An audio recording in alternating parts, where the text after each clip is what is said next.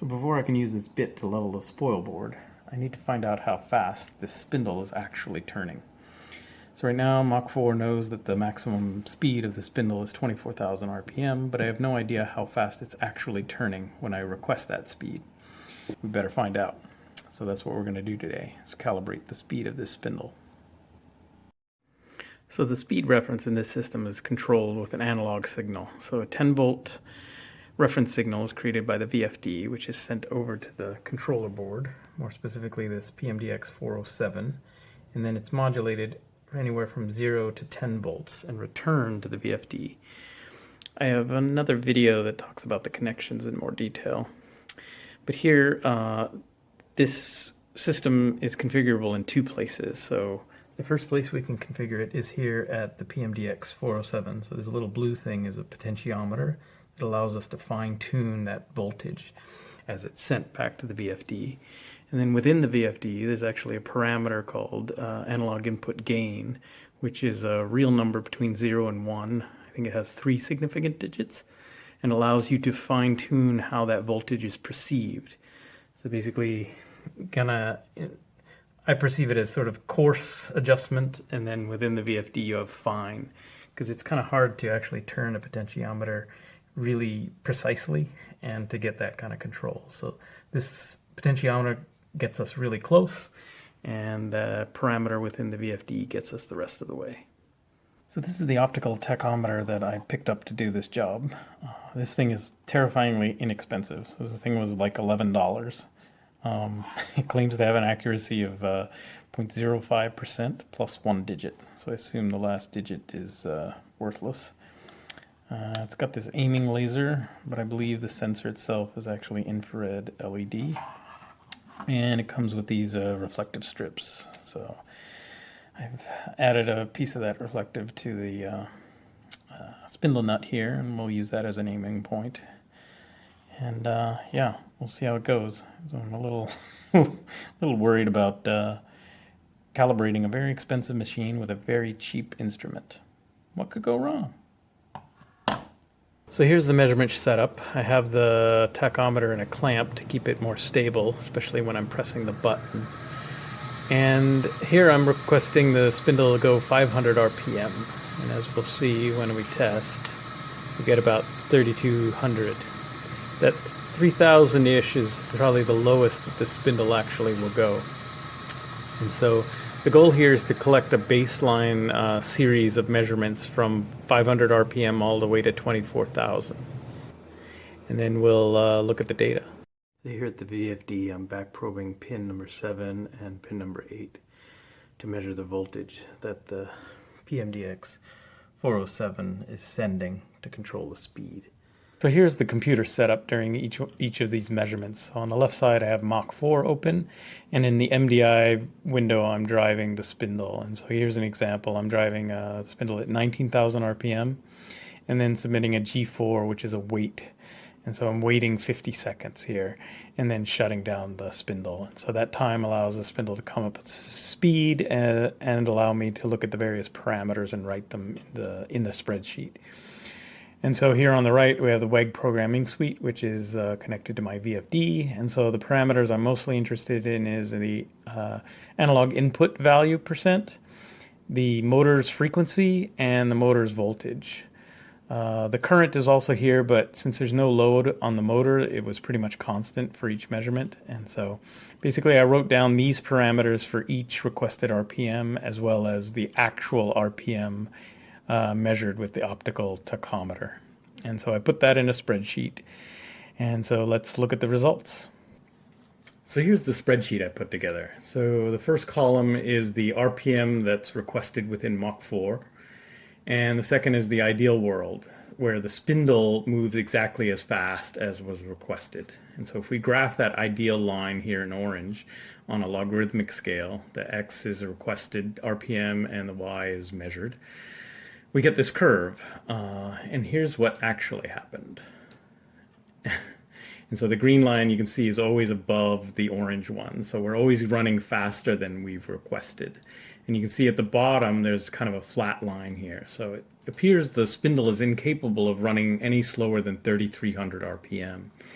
And I'm not sure whether that limitation is coming from the motor, the VFD, or the controller board, but I'm suspecting the controller, because if we look, the output frequency remains the same, but so does the analog voltage. It does not seem to drop below 1.3 volts, and so theoretically it could descend to 0, but it doesn't. And so this is coming from the PMDX 407. So anyway, it is what it is. I suspect that if I tried to put a load on the motor below this speed, I might not have any torque anyway, so maybe that's a decision that the PMDX made for me. I'm not sure.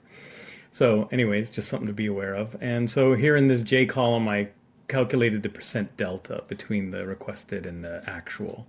And so below 3,000, it grows to be quite large because the spindle just is not slowing down.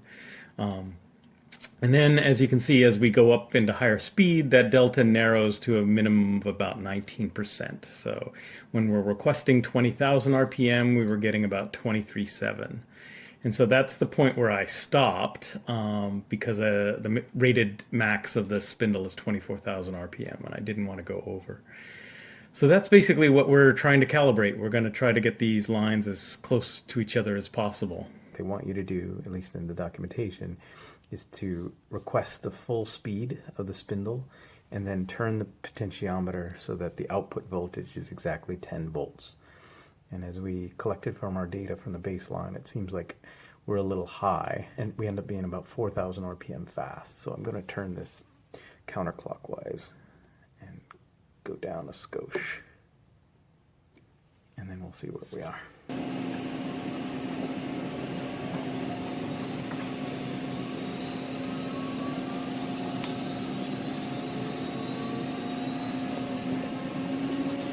I'm going to go over to the tachometer and see what the actual speed is at this 9.8. Make sure we don't overspeed the spindle.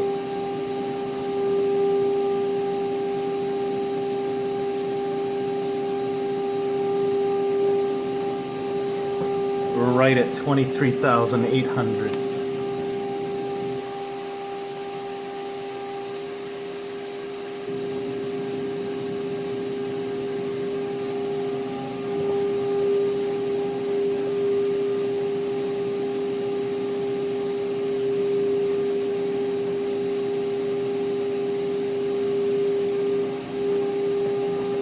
Now we're 24,076. So I'm just going to try to find that fine point. It seems to not want to go over 9.9, so could be at my meter not being accurate. And I'm out of time. I'm going to let it spool down and then we'll try again. Alright, it's coming back up to speed. So the goal, I'm just looking for that perfect feather point. I don't want to turn it past.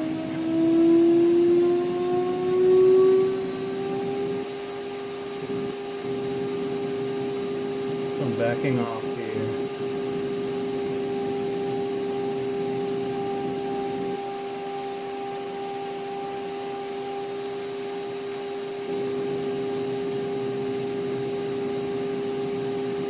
And I think that's it. That's basically as high as it'll go at 9.9 or 9.89. When I turn it any further, I don't get much of a response.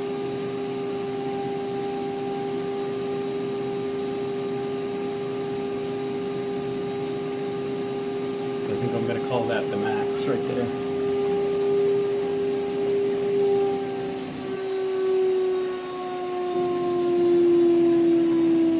Here's the spreadsheet after calibrating that trim pot. So as you can see from the graph, we snuck up on it. We down at the bottom, we still have the flat spot, which is not going to change, but definitely towards the higher RPMs, we're almost completely in line. And so from the percent delta here, at the top speed of 24,000, we're essentially 24,077 RPM, which is probably approaching the accuracy, or at least my trust level of that optical tachometer. So that's pretty good. As you saw, the ability to actually turn that trim pot gets very difficult. So I don't think you could trim that and get it, fine tune this value down to 24,000 even. But what we can do is go into the VFD and tweak with the parameter for the analog input gain, and then massage that basically back down to 24,000. So here we are back in the WEG programming suite. This is software that is specifically designed to connect to my WEG VFD. And so if we come here to the input-output parameters, more specifically the analog inputs, we'll see the parameter we're looking for is P232, which is analog input 1 gain. You can think of this parameter as like a virtual trim pot. And so whereas in the physical world it's difficult to move that screw very precisely, here we can do it with a lot of precision, and especially 3 digits of precision. So the minimum value for this parameter is 0 and the maximum is 9.999. And the factory default is 1, so it's doing nothing to the voltage value that comes in. And so as you saw from the data in our spreadsheet, we're just a little bit high still. And so through a process of trial and error, I came and tweaked and a couple times, and this is the value that I've come to, which is 0.994. So we're just ever so slightly tuning this down. And so I push this value to the VFD using this software, but you could do it from the front panel as well. So anyway, let's take a look at the results.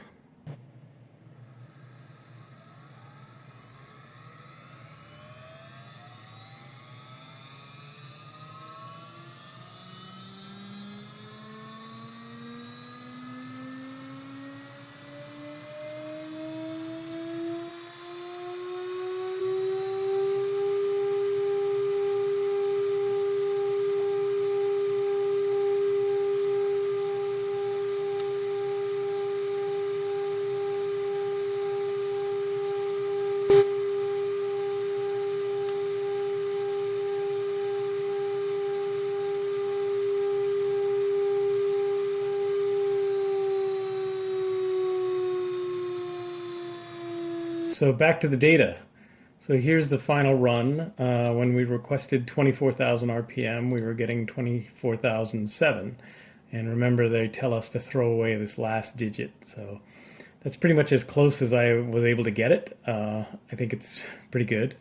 Here down in the graph, the blue line is the final measurement. And then I put back the green line, which is from that baseline.